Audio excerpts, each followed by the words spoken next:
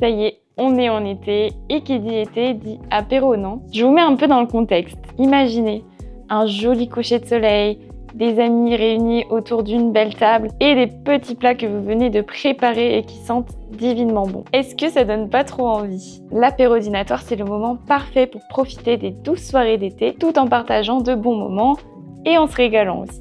Mais comment faire pour surprendre tes invités et préparer un apéro qui soit à la fois gourmand, sain et surtout facile à réaliser? Eh bien, reste bien jusqu'à la fin avec moi parce que je vais te dévoiler des recettes incontournables pour que tes soirées d'été, tes apéros soient inoubliables. Et d'ailleurs, la dernière recette, c'est vraiment celle qui fait l'unanimité et qui, crois-moi, bluffera tes invités. Alors, c'est parti, on passe en cuisine. Et on démarre tout de suite avec la première recette qui sera des muffins salés courgettes et comté.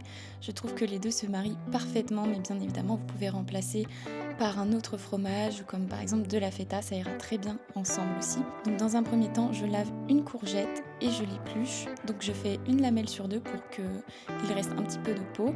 Et ensuite je vais venir la râper.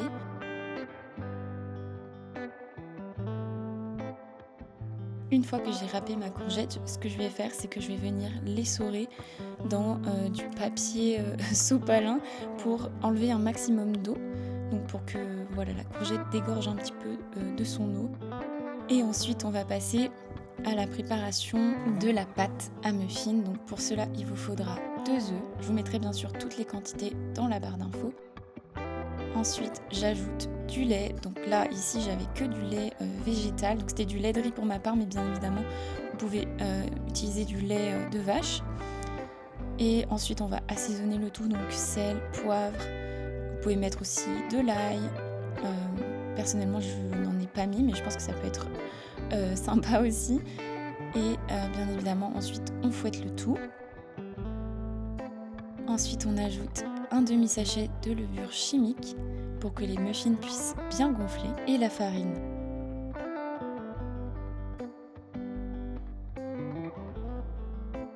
On mélange pour former une jolie pâte. On essaye de faire en sorte qu'il y ait le moins de grumeaux possible et qu'elle soit le plus lisse.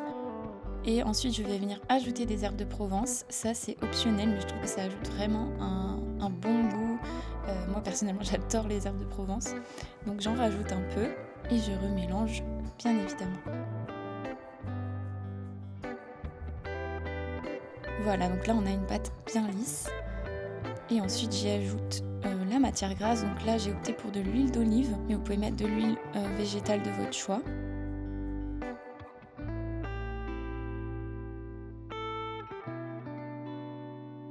Et hop, c'est reparti, on mélange pour bien incorporer l'huile à la pâte.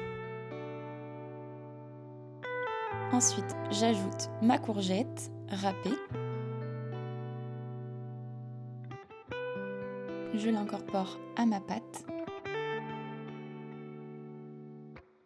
Et ensuite, je passe à la découpe du comté. Donc, je vais le couper en petits cubes.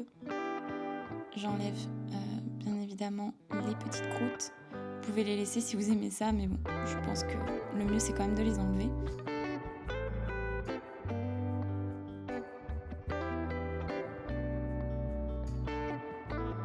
Et voilà, je vais venir découper des petits cubes.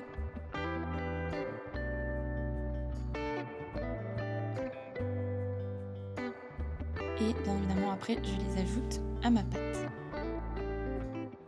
Je mélange bien encore une fois et je vais ensuite venir les mettre dans les moules. Donc moi j'avais des petites caissettes comme ça spéciales pour les muffins, mais vous pouvez mettre du papier cuisson ou alors si vous avez un moule en silicone aussi, ça marchera très bien.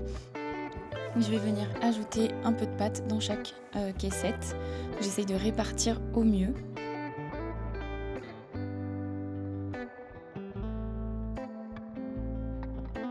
Et ensuite ça part au four. Je vous mets tous les détails encore une fois dans la barre d'infos et regardez ça à la sortie comme ils sont beaux, ils sont bien moelleux et bien dorés. La deuxième recette, c'est une recette super fraîche et idéale je trouve pour l'été.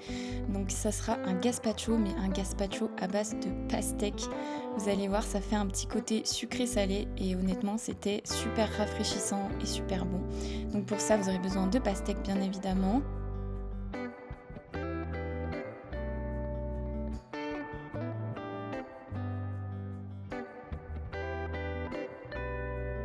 Je la coupe en petits cubes et bien évidemment avant ça j'ai retiré les pépins. Sinon c'est pas très agréable. Vous allez avoir des petits morceaux dans le gazpacho et c'est pas forcément souhaitable. Donc on retire la peau et on va venir découper la chair en petits cubes, enfin grossièrement bien évidemment.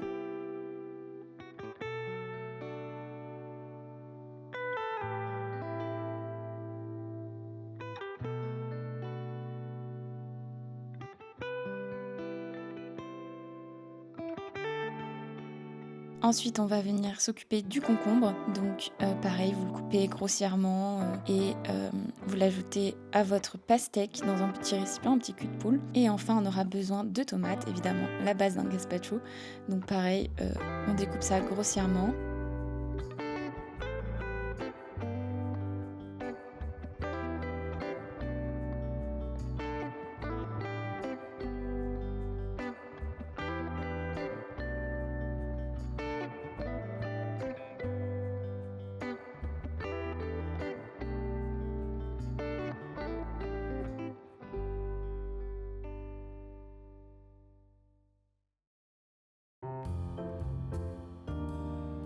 On met le tout dans un mixeur et on mixe jusqu'à temps que la texture nous convienne.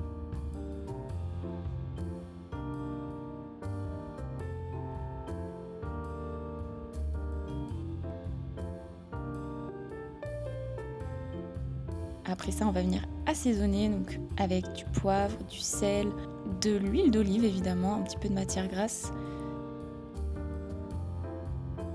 Et l'huile d'olive va parfaitement. On rajoute aussi un peu d'acidité avec du vinaigre. Moi, c'était le vinaigre de cidre ici. On remixe un coup pour bien tout mélanger.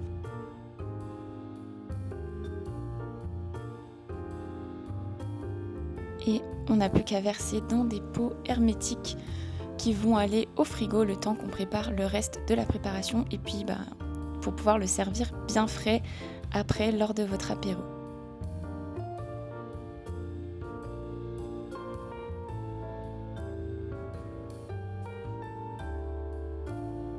Pour la troisième recette, on va faire des chips d'aubergine au parmesan. Donc pour ça, j'étale de l'huile d'olive sur une plaque de cuisson, enfin sur un papier cuisson, et on va venir râper le parmesan par-dessus. Ça fera notre première couche de parmesan.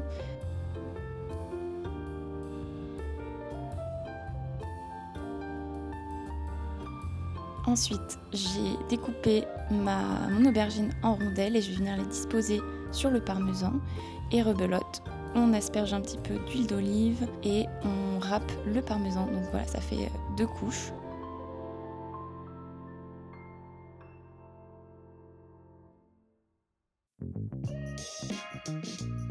Et voilà la sortie du four. Vous avez des petites rondelles d'aubergine un peu sous forme de chips. C'était vraiment très très bon. Quatrième recette, des brochettes. Là encore, on part sur du sucré salé. Alors moi, j'avais des picots qui étaient bien trop grands, donc je les ai coupés en 2. Mais si vous en avez des plus petits, que vous en trouvez dans les commerces, c'est l'idéal. Et ensuite, on va venir couper notre pêche. Donc, moi, c'était des pêches blanches, mais bien évidemment, vous mettez les pêches, si vous voulez, des pêches jaunes par exemple, ou alors des nectarines, ce que vous préférez. Donc là, c'est l'étape un peu galère où on enlève la chair de la pêche de son noyau. Enfin, on retire le noyau en fait, tout simplement. Donc vous voyez, moi, c'était même un mélange de pêche jaune et pêche blanche.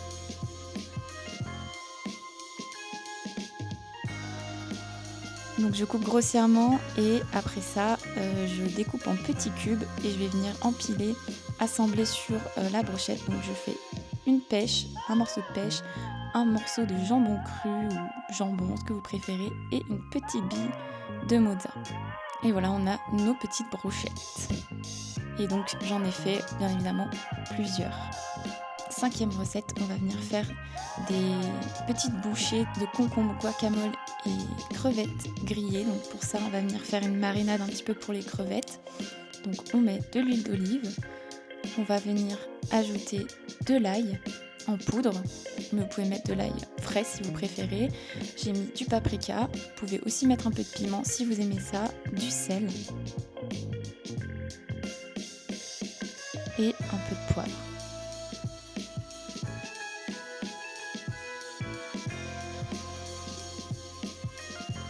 Et on va aussi venir ajouter une cuillère à soupe de jus de citron, même, voilà, une cuillère à soupe et demie. Et on remue le tout pour bien imprégner les crevettes de la marinade. Je rajoute un peu d'ail. En fait, l'assaisonnement vraiment ajusté à l'œil selon vos préférences, comme vous le sentez. Après ça, on va venir s'occuper du guacamole. Donc pour ça, rien de plus simple, juste de l'avocat qu'on va venir écraser.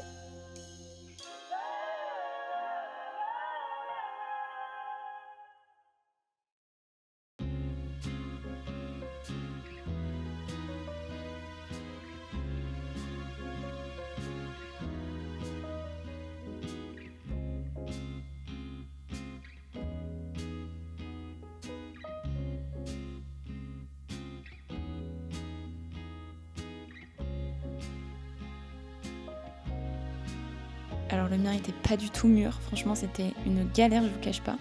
Donc je vous conseille vivement d'en prendre un qui soit bien mûr. J'ai tenté de le mixer avec un mixeur comme ça manuel, mais franchement c'était un peu une cata.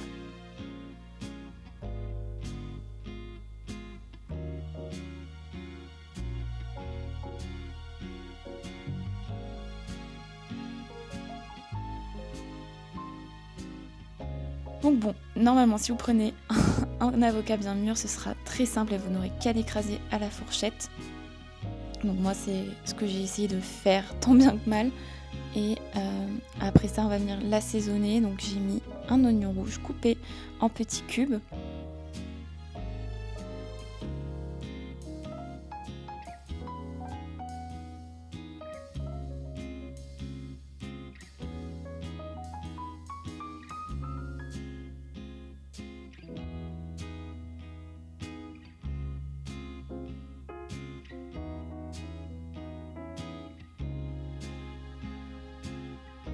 Ensuite, j'ai ajouté du piment en poudre. Donc, si vous aimez ça, mettez-en une bonne dose. Sinon, dosez selon votre tolérance au piment. Et si vraiment vous n'aimez pas, n'en mettez pas, bien évidemment. Vous pouvez remplacer par du paprika sinon. Et même paprika fumé, ça peut rajouter un goût très sympa.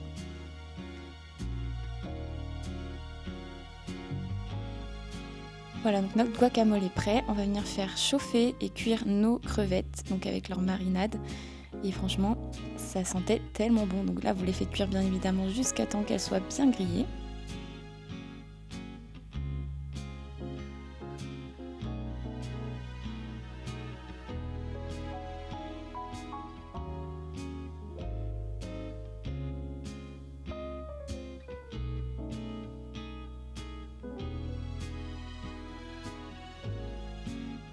Et ensuite, on va venir préparer la base.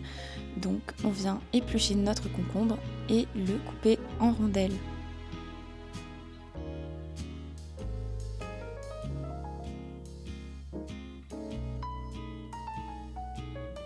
Et après, on n'a plus qu'à assembler donc un peu de guacamole et une petite crevette sur le dessus. Et ça fait une bouchée très sympa.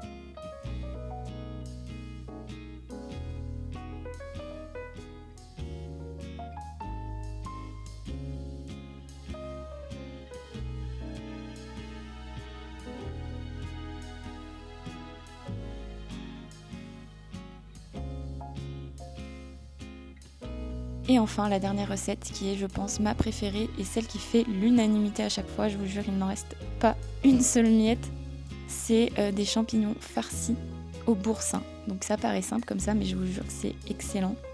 La partie la plus pénible, on va dire, c'est d'enlever le pied du champignon, de retirer la peau et de venir faire une petite base bien lisse.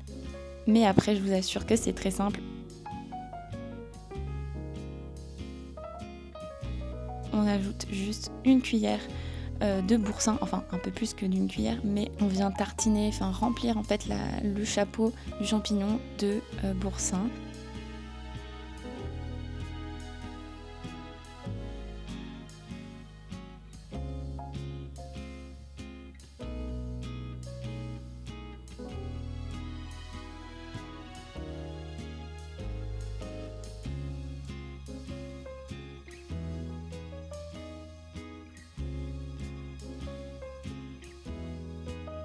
et après ça on va venir les enfourner. Je vous conseille de vraiment faire cette recette en dernier, juste avant que vos invités arrivent, pour qu'ils soient consommés chauds, c'est vraiment meilleur. Et voilà, regardez-moi ça, ça donnait trop envie et il n'en restait pas une miette et pourtant on n'était que 2. Donc voilà pour mes recettes incontournables pour un apéro dînatoire réussi. Là on n'était que 2, donc franchement les quantités ça allait largement, mais je vous conseille de multiplier les doses selon le nombre que vous êtes. Mais en tout cas, nous, on s'était régalés et mon ami avait même apporté un petit peu de cidre. C'était parfait. Et voilà, j'espère en tout cas que cette vidéo vous aura plu. N'hésitez pas à me le dire en commentaire quelle recette vous avez préférée, celle que vous allez reproduire. Et puis, quant à moi, je vous dis à très vite dans une prochaine vidéo.